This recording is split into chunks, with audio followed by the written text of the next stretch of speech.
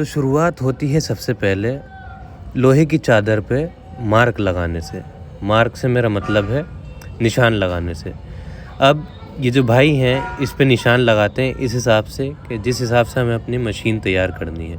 अगर छोटा साइज़ रहेगा तो उस हिसाब से छोटे मार्क लगेंगे, और अगर मशीन बड़ी रहेगी साइज़ में, मिसाल के तौर पे 36-42 की होगी, ये 36-40 के निशान लगा रहे हैं, 36-42 की होगी तो और ज़्यादा बड़े मार्क लगेंगे। खैर, मार्किंग होने के बाद हमारी चादर पहुंचती है कटर के नीचे।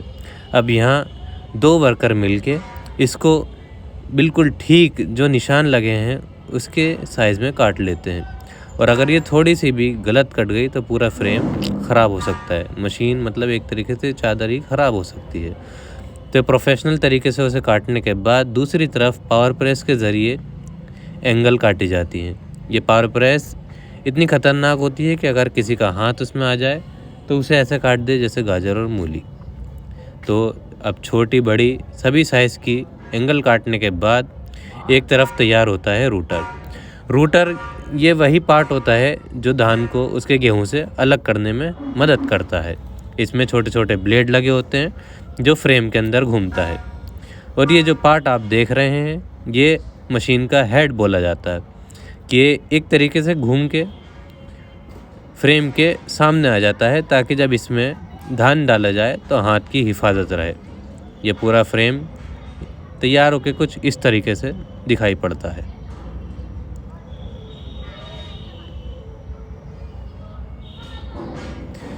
जब पूरे एंगल वगैरह से आउटर फ्रेम और पूरा फ्रेम तैयार हो जाता है तो इनको अलग अलग करके साथ में एक करने का काम चालू होता है। कुछ काम बोल्ट वगैरह से, नट वगैरह से होता है, और कुछ डायरेक्ट वेल्ड करके जोड़ दिया जाता है। फिर आखिर में इन सब पे इनके व्हील, इनके बेयरिंग, इनकी पुली इनके साथ जोड़ी जाती है, और जो भी काम बचा रहता है वो होता है।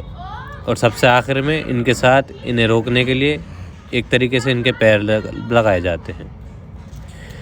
फिर सबसे आखिर में इनके ऊपर पेंट कर दिया जाता है, और जो पेंट होता है वो स्प्रे मशीन से किया जाता है। पहले ज़माने में यही पेंट हाथ से किया जाता था ब्रश के ज़रिए, लेकिन अब थोड़ा एडवांस हो गए हैं। फिर उसके बाद इस पर ब्रांडिंग करी जाती है, और ब्रांडिंग करने के बाद जब ग्राहक लेने आता है तो उसको पहले चेक कराई जाती है। जब तक ग्राहक की तसल्ली नहीं हो जाती तब तक उसका तेल ख़त्म करवाया जाता है। ये तो हो गई ग्राहकों की बात, लेकिन जब ये मशीन बाहर एक्सपोर्ट करी जाती हैं जैसे बिहार, तो सबसे पहले इनको एक रेलगाड़ी की तरह बनाकर ट्रैक्टर में जोड़ा जाता है। और ये ट्रैक्टर इतना ख़तरनाक होता है, देखने में तो हल्का फुल्का लगेगा लेकिन एक बार में लगभग 20-25 भी खींच सकता है। लेकिन अभी जितनी डिमांड आई है उतनी भेजी जा रही है। फिर ये एक हमारे हैवी ड्राइवर ट्रैक्टर लेके निकलते हैं।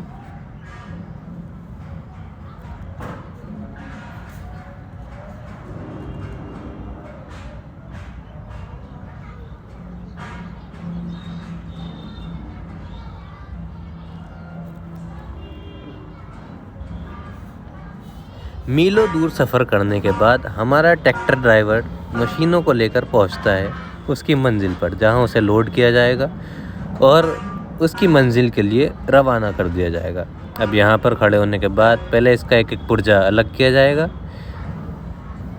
फिर उसके बाद इसे ट्रक में लोड कर दिया जाएगा, और फिर इसको इसकी मंजिल के लिए रवाना कर दिया जाएगा। तो आज के लिए यही था इस व्लॉग में। खैर, मिलते हैं।